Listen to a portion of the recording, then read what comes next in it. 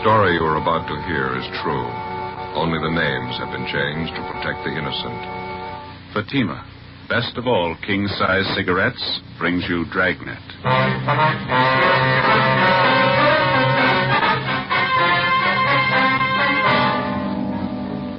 You're a detective sergeant. You're assigned to bunco detail. You begin to receive reports of a vicious new racket growing in your city, the television repair racket. The repairmen lie, overcharge, bill you for work not done, for parts not needed, for parts they don't install. Your job? Stop them.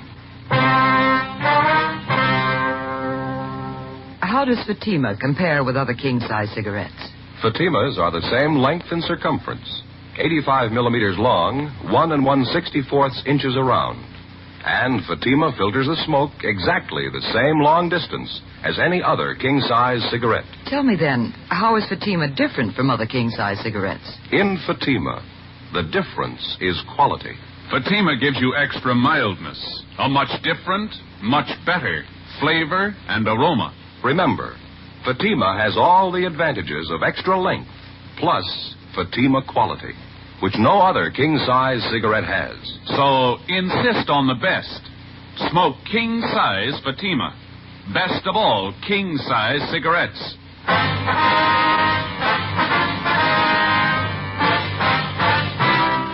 Dragnet, the documented drama of an actual crime. For the next 30 minutes, in cooperation with the Los Angeles Police Department, you will travel step by step on the side of the law through an actual case transcribed from official police files. From beginning to end, from crime to punishment, Dragnet is the story of your police force in action. It was Monday, January 19th. It was overcast in Los Angeles. We were working the day watch out of bunco detail. My partner's Ben Romero. The boss is Captain McCauley. My name's Friday. It was 9:15 a.m. when we got to the third floor of the Los Angeles Daily News, the assistant city editor's office. Hi, Friday. Come on in. Sit down. Morning, Jack. I'd like you to meet my partner, Ben Romero. Ben, this is Jack Kinnett, staff writer for the Daily News. All right, Kinnett. Glad to know you, Ben. Sit down, fellas. Thanks. We just left the skipper over at the city hall. Did the captain brief you on this thing? Yeah, he gave us a partial fill-in. We've been working on it from our end about 2 weeks now. Well, Paul Price, he's our radio TV editor. Paul and I had a long session with Captain McCauley yesterday, and I guess now we're all ready to move on this thing, huh? We'll do everything we can. Would you like to fill Ben in on what you told me yesterday on the phone? Yeah. Well, Price was the one who began getting the first complaints here at the paper. A tremendous number of his readers wrote in complaints about being victimized by crooked television repairmen. About being charged too much for repair? Partly, yeah. Some of the people even sent in receipts with their letters. Said they felt the guys who fixed their sets were dreaming up unnecessary repairs, charging them for work not done. Some of them said they knew they were billed for parts not even replaced or installed in their sets. Ben, Jack told me yesterday about a letter he got from some man who said he felt he'd been overcharged and he just started to bellyache about it. Yeah, a fellow by the name of Vincent. Said he just put up an old-fashioned squawk about it, and the repairman brought the price down at least 1/3. That doesn't sound very good, does it? We kind of figured operators like that must have too many repair sets on hand that their customers can't afford to bail out. That's why they cut. Sounds like a clear case of a two-bit gyp, doesn't it? Well, something's got to be done about it. We're ready to give it big play in our paper, expose the fraud for what it really is. Captain McCauley says Chief Parker's okayed our plan, and we can count on full police cooperation. That's the way we got it, Jack. We were told to work with you people till we broke this thing. Fine. We dug up a little ammunition to start with, I think. Went around and interviewed about 15 different television repairmen in various neighborhoods, and about 3 out of 5 gave me the same pitch. Well, do they know you were with the newspaper? No, I told them I was a factory representative for a new kind of rosin core solder company, and I was taking orders. Yeah. Naturally, I dropped in the different stores, shot the breeze with them, and they didn't seem to get wise. A couple of them even placed orders for the solder. Well, what'd you find out? Well, I just wanted to try and get the general attitude of some of these gyp artists, and I really got an earful. One of the last places I hit was a tiny little hole in the wall out near Canoga Park. Uh-huh. As I say, about 2 out of 5 are honest, hard-working repairmen, and this fellow was one of them. Well, what are you getting at, Jack? For a while, this fellow worked for a guy that employed about 5 men in his shop. Yeah. Finally quit him because he didn't like the way this big operator did business. Fellow's in the next office. I want you to hear it from him just as I got it. Excuse me. Yeah, okay. Hank, will you come in, please? Sure, Mr. Knapp. This is Hank Coulter, Sergeant Friday, Sergeant Ben Romero, Police Department. All right. Hank, I wonder if you'd tell these officers a little of what you told me about Kilgore TV specialists. All right. Now, suppose I'm a customer and I come into Kilgore's. I don't like the size of my repair bill. What were you instructed to say? Well, we generally tried to talk him out of any complaint. Suppose I complained about all the multiple charges. I wanted an explanation of the work you did. What then?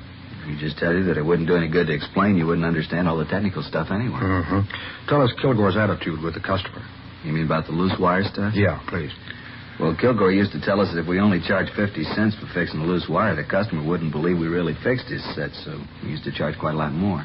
Well, how much more, for example? For a nickel's worth of wire, we'd usually charge $4.75. Pretty fair profit. And it's a real rob. What else can you tell us, eh? Well, we never let a customer watch any of the TV repair job. Mm-hmm. For example, if a customer calls and says he thinks the tube's blown out and it'll only be a simple replacement job in his home, and we'd tell him the parts are getting hard to get, and we'd have to take his set into the shop and charge him a higher rate because we had to pay black market prices for the tube. Was there any truth in that? I mean, about the tubes being hard to get? Not much. Some of them are getting a little hard to get, but we never paid any black market prices at Kilgore's. We just slugged the customer, that's all. Tell me about how you used to swap parts on a new set, Hank. Well, we'd lots of times pirate a new tube for one not so good. One not so good we put in a set with a bad tube. Yeah. Then the bad tube we'd exchange at the factory under a 1-year guarantee. They don't miss an angle, do they? Well, that's it. You've heard it from a man who couldn't stomach such practice and quit, went into business, a little bit of a shop. Isn't doing too well, are you, Hank? No, but I think I can build up the business. I don't make quite as much profit as Kilgore's, but I don't chisel my customers either. Thanks a lot, Hank. I wonder if you'd wait in the next office for me? Sure. Hope I've helped a little bit to crack down on some of these guys. Well, we think you have, Hank. Thanks a lot. Nice to meet you. Right, see you later. See you later. Seems like a nice fellow. He is. I've checked on him, and I've talked with some of his customers since I met him. He's honest. It's a pretty vicious racket, isn't it? Yeah. It ought to be stopped now. Television's a wonderful medium of entertainment. A lot of the country doesn't have it yet, but when the cable goes through and it finally opens up, the people should know about the swindlers and crooks who'll try to gyp them. Yeah, that's right. It's the same way when radio first came in. Always seems like when anything new comes along, anything a little complicated, maybe a little too involved for the average guy, a few smart punks victimize him. Rob the consumer blind. Well, naturally, we got to have some positive evidence before we can file a complaint with the city attorney on this thing. Yeah, you fellas, any ideas where to start? Well, the best way to crack down on these crooked operators is to catch them red-handed with evidence that'll hold up in court. Yeah. We think maybe we've got an idea. Well, we were talking to Dick Saunders over in our sound lab, and he says that he can bungle a new TV set, and we can mark it and photograph it before it goes out to be repaired. And when it's returned or after it's fixed, we'll have what we need to go to court on, huh? Yeah, that's it. We can operate right out of one of our own homes. All we have to do is hope the repairman overcharges us or tries to gyp us. Yeah, that's right. Let's hope it works. Well, from what we've heard, it's got to. 10 a.m. The staff writer, Jack Kinnett, Ben, and I drove back downtown. On the way, it was decided that we'd use Kinnett's home as the place from which to operate. It was centrally located and in an average neighborhood. When we got back to our office, we contacted one of the local television dealers and asked for the loan of one of their sets. They recommended K. Halbert because the chassis is easily accessible and any trouble could be located quickly because parts are visible. A 16-inch K. Halbert console model was sent to our sound lab. 10:18 a.m., we met with Dick Saunders, our police lab technician. Here's the set. 16-inch console model, serial number C2817901. What have you done to it, Dick? Well, first off, I tested the set and it performed perfectly. It's a good set. Brings in a fine picture, see? 20. Test pattern's fine, huh? Yeah, it's good. Tested all the tubes, all okay. How are you marking the set? Yeah, I'll show you. Get a tube out of here. Now, if you look closely here at the base of the socket, see it? What's that? This is it, isn't it, Dick? Little tiny dot of green paint? Yeah, that's right, Ben. Mm-hmm.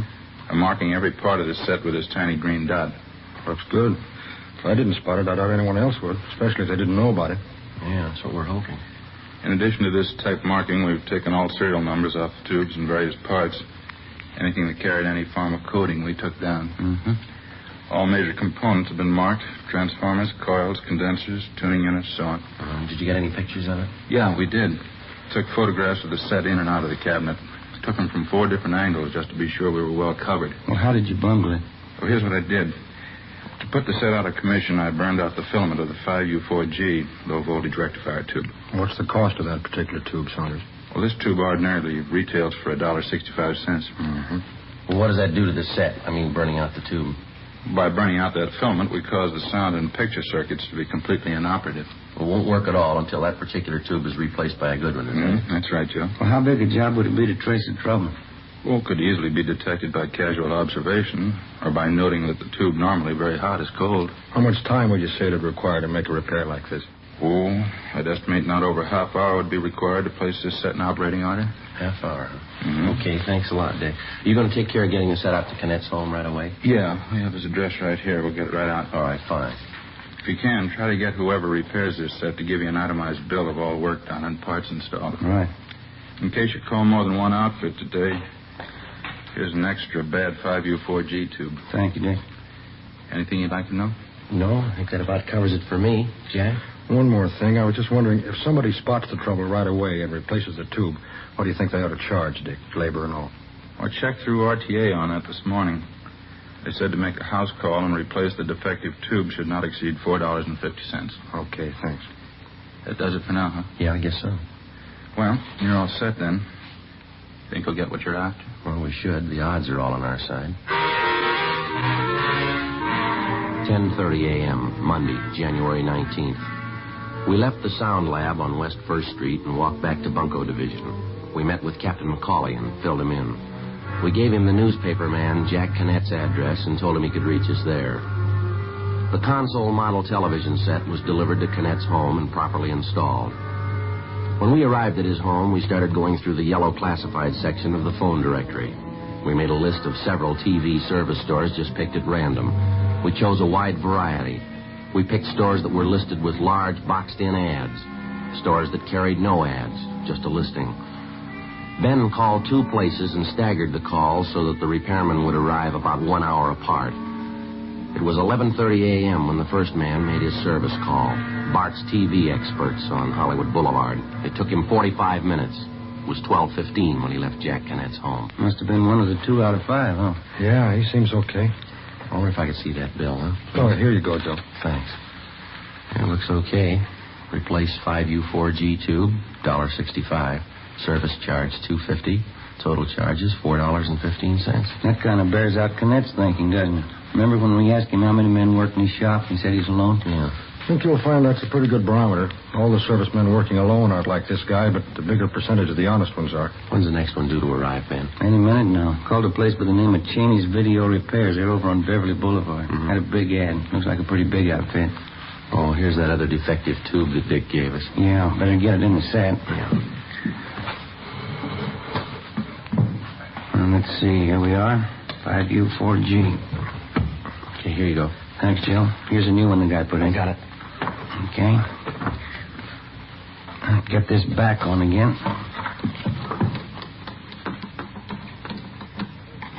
Okay? Yeah, fine. Better turn it on to make sure it's not working. I got it. How about the tube, Ben? Can you see? Is it lighting up? No, not yet. I'll push the set back against the wall. We better leave it on for a while, Jack, just to make sure, huh? Yeah.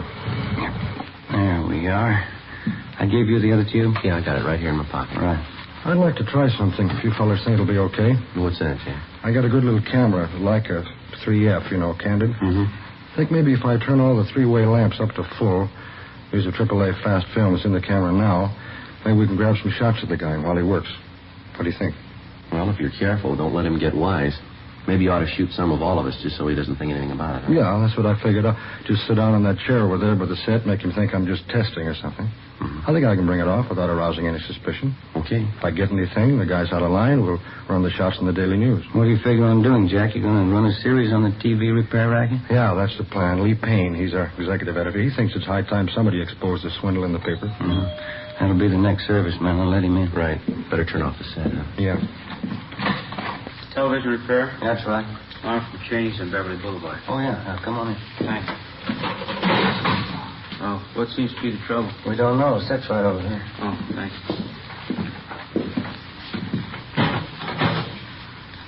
Kay Halbert, huh? 16-inch, nice set. Oh, what seems to be wrong? Darn if I know, son. Nothing seems to work. Well, how do you mean? No picture at all. How about the sound? Nothing. Uh-huh.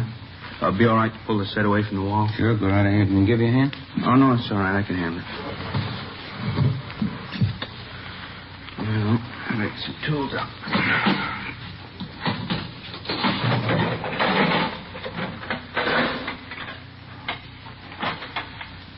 How long you had this set? Oh, about 2-3 months. Mm-hmm. Dark in here. I wonder if we could have a little more light? Sure, let me get these lamps up for you. Oh, thanks. How's that? Oh, fine, thanks. Say, that's a nice little camera you got there. What kind is it? A Leica 3F 1.5 lens. Uh-huh. Been experimenting with some new indoor film. You mind being a guinea pig? No, it's all right with me. Shane wastes good film on me, though. Think you're going to get anything in this light, Jack? Maybe. Worth a try, anyway. I don't know about this set. What do you mean? Well, it looks bad. Hard to tell without getting it down to the shop. Looks to me like your blocking transformer's gone. And what's that mean? Well, I'll have to take the set in. Can't fix it here, huh? No, I'm afraid not. You see, parts are getting a little hard to get these days. The set manufacturers are having a tough time getting quality parts, and sometimes we have to spend several hours just tracing the trouble. Well, I guess that knocks out the ball game tonight, huh, fellas? Mm-hmm. Sorry. Take a couple of days at least. Want to really check it over. Sure it's not a tube. We kind of thought just a tube blew out. No, that's what most people think every time their set goes out. It's definitely not a tube. Oh, it might be some bad tubes, but your trouble's a great deal more than that, I think. You got any idea what it's going to run us? Well, it's hard to say right offhand. $4 or $5? No, it's going to run more than that. I'll take the set in with me now, and I'll get it back to you as soon as possible. You going to take the whole set? No, I'll just pull the chassis out of the cabinet, leave the cabinet here. Oh, say, by the way, Yeah? if everything turns out, I'd sure like to see those pictures. Yeah, if everything turns out, you will.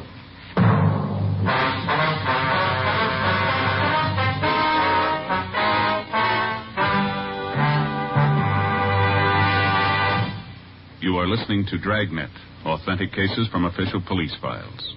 Now, let's look at our Fatima files. Listed under B, Bella. James Warner Bella, distinguished author. He says, A man who smokes as much as I do wants a cigarette that's extra mild. And I like Fatima's different flavor and aroma. Listed under S, Scanlon. Louise Scanlon, Stork Club cigarette girl. She says, More and more of my Stork Club customers are smoking king-size Fatimas. They're elegant, distinctive, and really extra mild. friends, our files show Fatima sales are going up. Up every day. the reason for Fatima's ever-increasing popularity can be summed up in 2 words. Fatima quality. Fatima gives you extra mildness, a much different, much better flavor and aroma. If you smoke a king-size cigarette, remember this. Fatima has all the advantages of extra length, plus Fatima quality, which no other king-size cigarette has. In Fatima, the difference is quality. So insist on the best. Insist on king-size Fatima. Next time, buy Fatima in the distinctive gold and yellow package. Best of all, king-size cigarettes.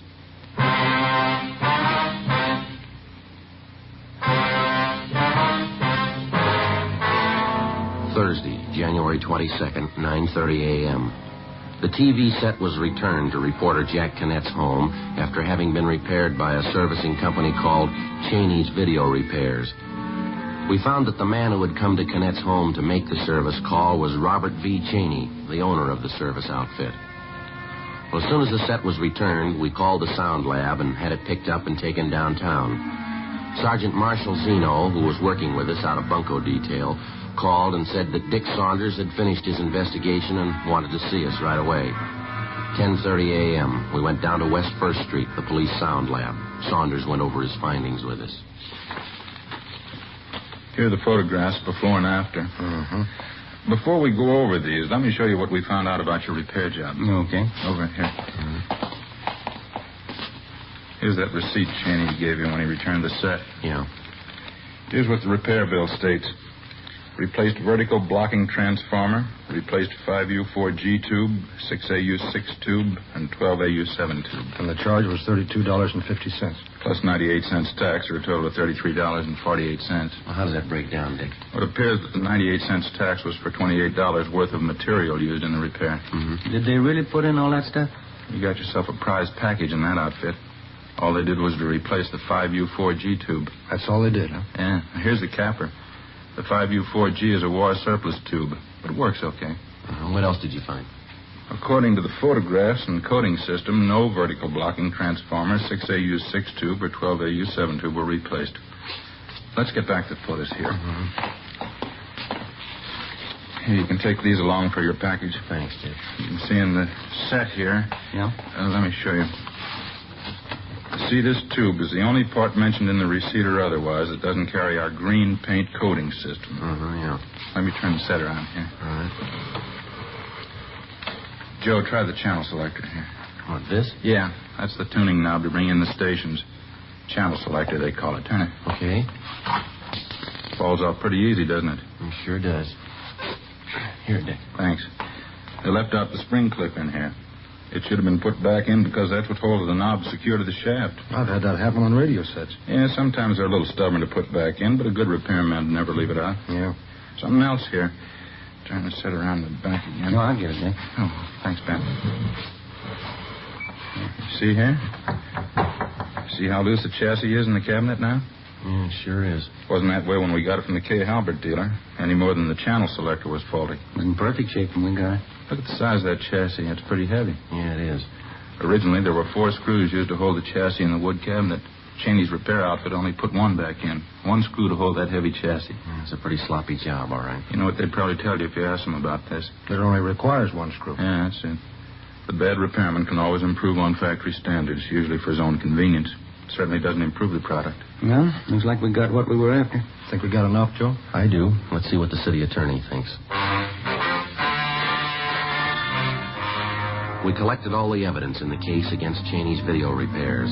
We met with Captain McCauley and took it up to the 2nd floor of the city hall. We met with Assistant City Attorney Boyd Taylor and showed him our findings. He issued a warrant for the arrest of Robert W. Cheney, charging him with violation of Section 484 PC, 1 count. 11:30 a.m., Thursday, January 22nd. Ben and I drove out to make the arrest. Jack Canet went along with us. This is it. Cheney's video repairs. Yeah. Come on, Jack. There's Cheney behind the counter. Yeah. Hello there. Hi. How's the set working? All right. We did a good job on that one. Gave you a better break on the price than I thought we could. Yeah. Police officers, you're under arrest. Well, you're kidding. What for? Petty theft. Come on, let's go. Petty theft? Well, I don't understand. You're the fellows I fixed that set for up on Crescent Drive, aren't you? That's right. Your bill was a little high, wasn't it? Oh, now, wait a minute. If that's all that's bothering you, let's talk it over. Come on, let's go. Look, I can fix that up with you guys. Just tell me how much you want to pay and we'll work out something. That seems to be the way you worked our repair deal right from the start, doesn't it? Only you didn't consult us about it till now.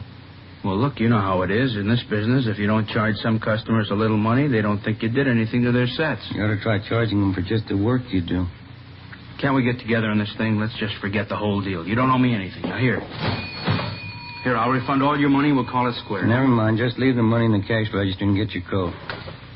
Can't prove anything anyway. We think we can. Just step around the counter this way. Well, look, mister, you're not a cop, are you? No, I'm not. Well, then tell him, isn't that a fair deal? I'll give you back your money. Afraid it's a little late for that, Cheney. If all this gets in the papers, I'll be ruined here. Run out of business. That's the way we got it figured. How many men you have working here for you? 4. Why? This, right here.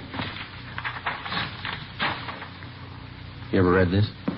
Well, what is it? Oh, the thing from the RTA. Here. Read Article 2, would you? 2? Yeah, that's right. I will conduct myself and my business in an honest and straightforward manner, meriting and inspiring the confidence of my customers. Yeah, I know about this. You're a member of the RTA, Radio Technicians Association, aren't you? Yeah, I am. Read Article 4, will you? I propose to charge a just and fair price for all professional services rendered. Now read this Article 7. I will engage only in fair and ethical practices recommended and approved by the Radio Technicians Association as being conducive to public confidence. Yeah, I've read all this before. It's too bad you didn't remember it.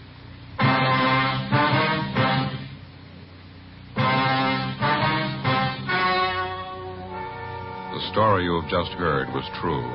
Only the names were changed to protect the innocent. On April 15th, trial was held in Superior Court, Department 82, City and County of Los Angeles, State of California. In a moment, the results of that trial. And now, here is our star, Jack Webb. Thank you. Friends, this week I'll be seeing you from page 8 of Life magazine, this week's Fatima ad. Right across the top it says, "In Fatima, the difference is quality." Well, in Fatima, the finest domestic and Turkish tobaccos give you extra mildness, a different, better flavor and aroma. Compare Fatima with any other king-size cigarette. Prove as I have what a difference Fatima quality makes. Next time, buy Fatima in the golden yellow package. Best of all king-size cigarettes.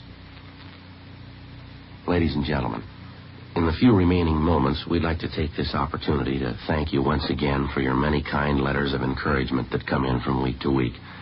And also, we'd like to answer a few questions about our program which seem common to many of the letters that we receive from you. Many of you have inquired why, at the end of the program, in recounting the punishment of the criminal involved in the particular case, we generally refer to the sentence received as the term prescribed by law. Well, we use this reference for the following reason. In the state of California, the length of a convicted criminal's prison term is not set by the court, but by the state adult authority. Now, most of the time, a criminal is merely found guilty by the court and then sentenced to the state penitentiary. After he serves a year in prison, the convict has a hearing before this state adult authority, at which time his actual sentence is set. So you can see why we can't give you the actual sentence in many cases. Now, other questions common to many of your letters concern some of the authentic technical police terminology which comes up from time to time on Dragnet. With the help of George Fenneman, we'd like to explain some of the more common ones for you, if we may. First, you've heard us use the term or the letters APB. APB. That's an all-points bulletin, a communication dispatched to all divisions and law enforcement agencies throughout the state. And then we feel sure that you remember the term Mama Sheet. A Mama Sheet is the master information form on a criminal in a police department file. It contains his complete description, his habits, relatives, acquaintances, everything about him known to the police. Well, thank you, George, and thank you, ladies and gentlemen, for your very fine letters. From time to time, if we may, we'll take this opportunity to explain a few more of our authentic police terminology. Thank you.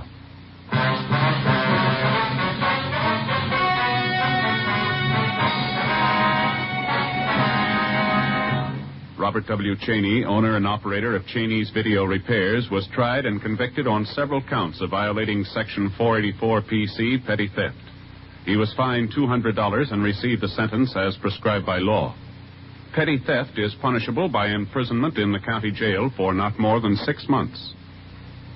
Ladies and gentlemen, Dragnet wishes to thank the Los Angeles Daily News and its feature writer, Jack Kinnett, for their valuable assistance in preparing this case for presentation. It is our combined belief and knowledge that not all television repair servicemen are dishonest and unscrupulous in their practices. A great percentage of these technicians are forthright and conduct their business in strict compliance with the Code of Ethics. It is these men who, when informed of the unfair conditions that exist in their trade, will drive the dishonest and crooked from their profession.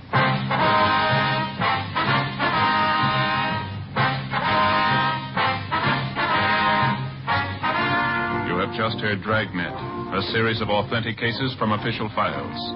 Technical advice comes from the Office of Chief of Police W.H. Parker, Los Angeles Police Department. Fatima, best of all king-size cigarettes, has brought you Dragnet, transcribed from Los Angeles.